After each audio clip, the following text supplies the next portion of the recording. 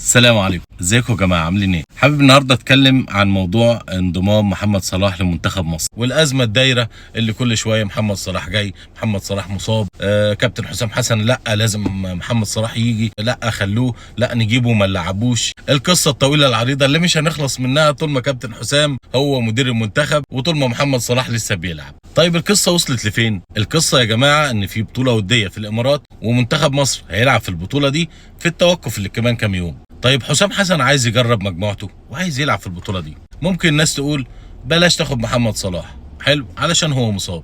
طب الراجل لو ما قالش انا عايز محمد صلاح هيحصل مشكله ولا مش هيحصل؟ الناس هتطلع والدنيا هتقوم وتقعد ويقول لك حسام حسن يستبعد محمد صلاح من منتخب مصر، حسام حسن مش عايز محمد صلاح، حسام حسن ومحمد صلاح، وهندخل في مشكله. الراجل طبيعي لازم يطلب محمد صلاح. طب ليفربول رد عليهم قالوا لهم والله يا جماعه احنا مش هنقدر نديكم محمد صلاح لان محمد صلاح مصاب. كابتن حسام حسن راجل صاحي شويه، مش زي اللي قبله كان بيعدي، قال لهم مصاب مفيش مشكله، لو لسه مصاب هيفضل معاكم، بس لو لعب مباراه واحده هجيبه. ومحمد صلاح لعب المباراه اللي فاتت في الدوري الاوروبي حوالي 10 دقائق في اخر المباراه، يبقى كده معناه ان محمد صلاح هيجي. طيب محمد صلاح عنده مباراه مهمه النهارده مع مين؟ مع مانشستر سيتي، مباراه قمه الدوري الانجليزي، فانا اعتقد ان محمد صلاح هيلعب كمان ويشارك. يبقى في الوقت ده محمد صلاح سليم 100%، يبقى احنا من حقنا نجيب محمد صلاح نلعبه ما نلعبوش، دي حاجه تخصنا.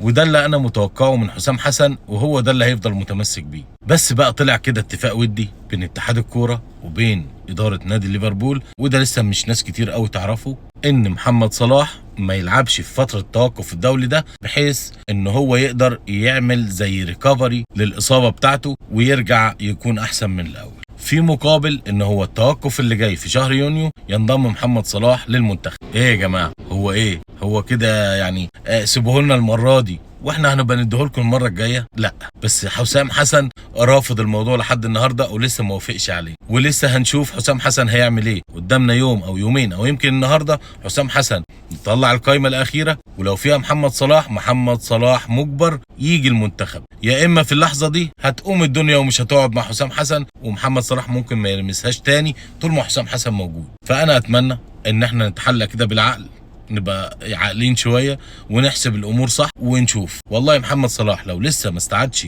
لياقته البدنيه الكامله ومصممين نجيبه، خلاص ناخده معانا كقائد، يبقى معانا في الفريق يعمل يساعد الاداره الفنيه الموجوده الحاليه، يكون في ود وتقارب. لما يكون هو معاهم في المعسكر هيحصل تقارب في وجهات النظر بين حسام حسن وبين محمد صلاح، وانا شايف ان ده هيكون حاجه كويسه جدا. في مقابل ان هو ما يلعبش. حسام حسن مش محتاج يشوف محمد صلاح عشان يقيمه، محمد صلاح معروف لاعب عالمي، هو محتاج يشوف اللعيبه اللي هو هيضمهم جديد، ويشوف اللعيبه اللي موجوده حاليا اللي هو ضمهم، حتى اللي موجودين قدامه هينفذوا خططه ازاي، هيشربهم فكره ازاي، هيعمل اداء وشكل ازاي في البطوله ديت. هو ده اللي محتاجه، اما هو مش محتاج محمد صلاح في حاجه، الا لو هو عايز بقى يلعب وياخد البطوله دي بحيث انها ما تبقاش كده مجرد مباريات وديه وبس، لا هو مصمم على المكسب. وانا شايف انه حقه 1000000% لو لاعب زي محمد صلاح، لاعب دولي كبير جدا من افضل 5-6 لعيبه في العالم وبحاله فنيه وبدنيه كويسه جدا، انا شايف ان حسام حسن من حقه يضمه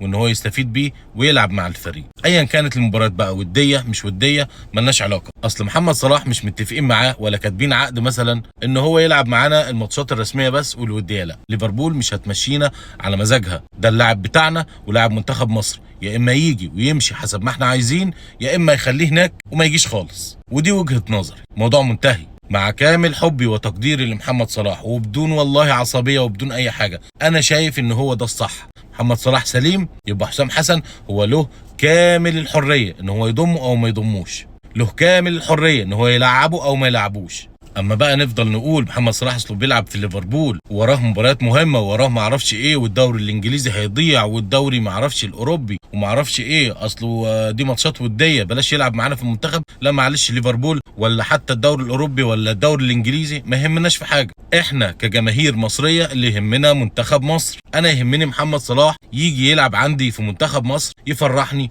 يحط لي اهداف، يكسبني بطوله، اما هو لو كسب الدوري الانجليزي انا هستفيد ايه؟ هو اللي هيستفيد، جمهور ليفربول هو اللي هيستفيد، الجمهور الانجليزي هو اللي هيستفيد مش الجمهور المصري. مع ان احنا نتمنى له كل خير، بس برضه انا مش هستفيد حاجه من اي بطوله تخص الانجليز او تخص الدوري الاوروبي او تخص ليفربول. صح ولا غلط؟ بالظبط، انا مش هستفيد حاجه. انا هستفيد لما منتخب مصر يلعب بشكل كويس، يفرحني، يكسب، يفوز، ياخد بطوله، يصعد كاس عالم، ياخد افريقيا. انا هنا هفرح، مش يا فرحتي هو بيلعب حلو في ليفربول وبيجيب وان شاء الله حتى لو خد البالون دور هو اللي مستفيد مش انا. هتقول لي اصل هو بيفيد مصر وما بيفيدش مصر. انا بتكلم عن شخصي، انا كمشجع مصري وغير الكتير مش هنستفيد حاجه. انا مش مستفيد حاجه لو محمد صلاح خد البالون دور. مش هيديني فلوس، مش هيديني شهره، مش هيديني سمعه، مش هيديني اي حاجه. عادي، في الاول والاخير هو لاعب كره قدم وعايش بره وله حياته،